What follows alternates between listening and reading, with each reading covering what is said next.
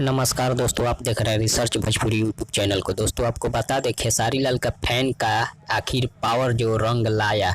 जो गाना रिलीज नहीं हो रहा था वो गाना आज रिलीज हो गया है। हम बात कर रहे हैं सेनुरवा ये जान अलगा करा दी, जो कि राइटर ने एक ही गाने को दो लोगों से गवा दिया था, एक तो गोलू राजा से, एक खेसारी लाल यादव से।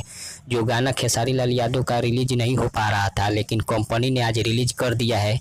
Team films Bhojpuri YouTube channel पर आप लोग जाकर सुन सकते हैं। रिलीज कर दिया गया है सेनुरवा ये जान अलगा करा दी, जो कि विष्णु विशेष जी लिखे हैं, रोशन हेगड़े जी म्यूजिक दिए हैं।